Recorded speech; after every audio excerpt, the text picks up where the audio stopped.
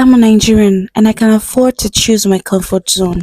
Oh yeah, who talk that nonsense? Jesus Christ of Nigeria. Tyler, give me water. I want to wash my eyes. Water, please bring water for me. I need to handle this miscreant. Did I hear you say comfort zone? We don't know such things in Nigeria. Like, those words are not relative to us in Nigeria, because our life is a constant struggle. We are always struggling to survive, and because of that, you cannot afford the luxury of choices. You can't. As they say, now anywhere belle face. The only people who are or who can afford the luxury of choices are people who were born with generational wealth. But if you were not, just like myself and I and you go hustle. You will work for it. That's why you see a graduate of law as a medical practitioner. We can function in any area as long as money comes in. I know that a lot of you might want to be judgmental, but who cares? As long as we are eating food, we are okay, in quotes, that's alright. Even from your cry, from the day you were born, you will know between an Ajekpako cry and an Ajebota cry. I mean, we Nigerians, we cry differently. Unlike you guys in diaspora, our cry is different. It's a struggle. It's a constant struggle from the day we were born. I mean, so we don't even have the luxury. I mean, we don't even have a choice of crying in a certain way. But yeah, we are. The people in diaspora cry with tears. We will cry with. We cry like agberos. We cry like our life is about to be seized from us unjustly. So we don't have the luxury of choice. Choices is not in our dictionary. The gift of choice, having a choice, cannot be overrated. We have to create another path for us, which would certainly be difficult because it is not the norm. It is not normal. If you want to survive, if you want to live a random and average Nigerian comfortable life, then you have to follow the system. But if you're not willing to follow the system, then it's going to be a gruesome process. For example, every Nigerian child or human being is expected to go to school, graduate, apply for a white collar job. But in situations whereby, okay, the white collar jobs you see are now what is passion driven for you, and you have to create your own path. Obviously, you need capital, you need money to invest into whatever it is that you're trying to do.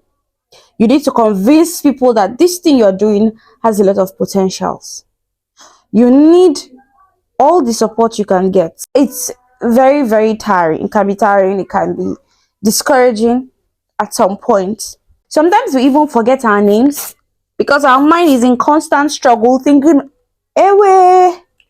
You see, I nearly sprayed my mouth to tell you that our mind is in constant struggle. It's not easy to be a Nigerian. I mean, even the South Africans shout slavery, oh, we are enslaved. But I don't think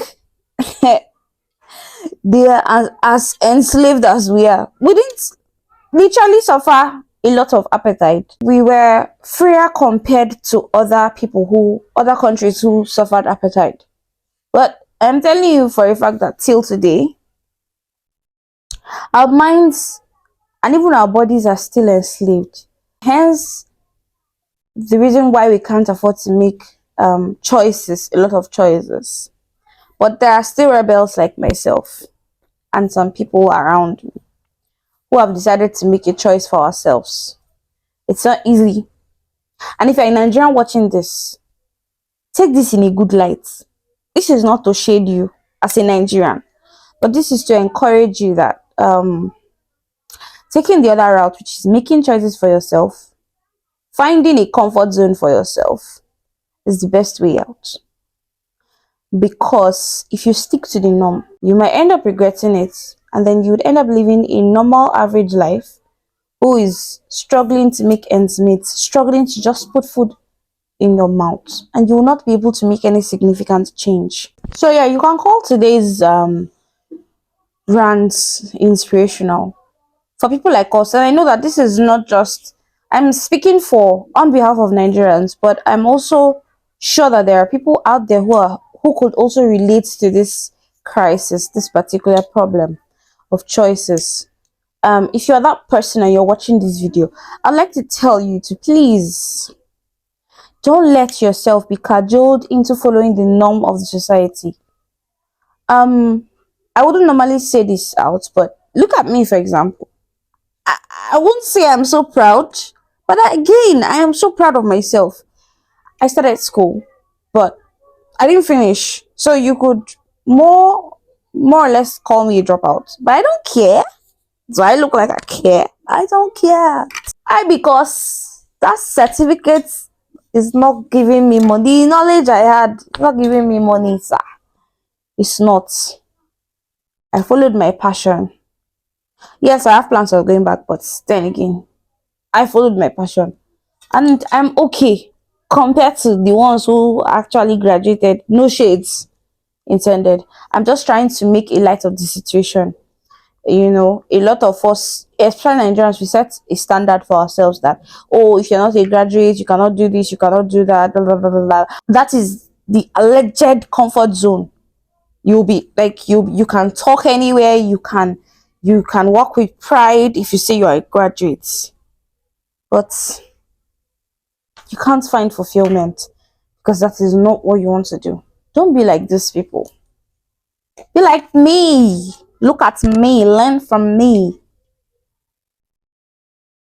and your life will be easy. Trust me. It'll be way much easier than you thought it would be. At first, like I said, it's going to be stormy, but at the end of the day, the end is what matters. As long as you're consistent, trust me, you would be able to realize or achieve your dreams. So yes, you can find your comfort zone and you can make your own choices. You can create your own path, even as a Nigerian. With that being said, if you have not subscribed to Gist on Deck, what are you waiting for? Like, this is how I'm looking at you every day. Very soon I will enter your dreams. Why haven't you subscribed yet? Please subscribe so that I can give you more gist. I like to gist. Let's converse. Like, if you're not in this space, how would you know when I drop content? So please subscribe. Let's gist.